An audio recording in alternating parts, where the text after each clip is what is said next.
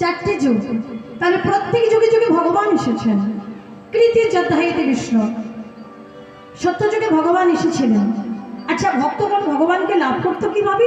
না ধ্যান করে, তপস্যা করে, হেড মূল্যে ঊর্ধ্বপদ হয়ে দিনের পর দিন, মাসের পর মাস, বছরের পর বছর ভগবানের তপস্যা করতেন।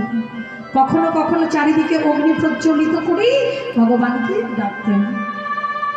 তারপরেও দেখা যেত কেউ ভগবানকে পেত, কেউ ভগবানকে পেত না।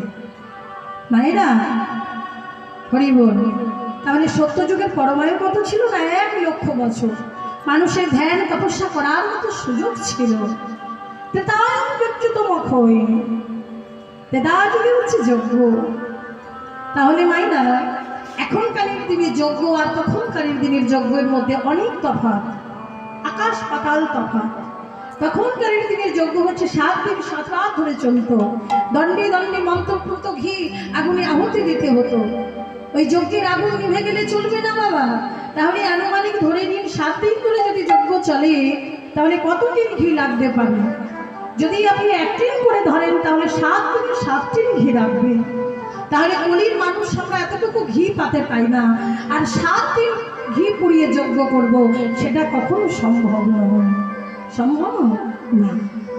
তাহলে কলির মানুষ তপস্যাও করতে পারবে না, যজ্ঞও করতে পারবে না, তারপরে হচ্ছে পরিচর্যা, সেটাও মানুষ করতে পারবে না।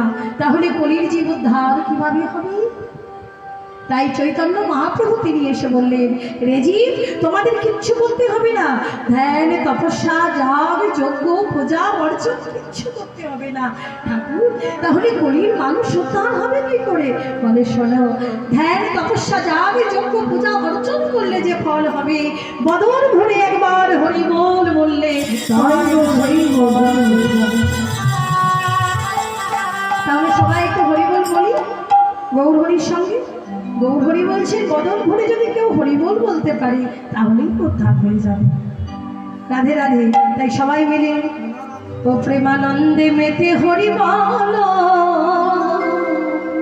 গৌর হরি হরি নামের বর্ণনা নিয়ে এসেছেন। ও প্রেমানন্দে মেতে হরি বল, হরি নামে বন্যা জেলো। হরি নামের বন্যা নিয়ে এসেছিলেন নিতাই আর গৌর, দুটি ভাই, তাই না? রাধে রাধে। আজকে তেনারের মতো কৃপাময় দয়াময় ত্রিজগতে আর কেউ নাই। তাই গৌর হরির সঙ্গে আজকে আমরাও সকলে দুটি বাহু তুলে বলবো, ও প্রেমানন্দে।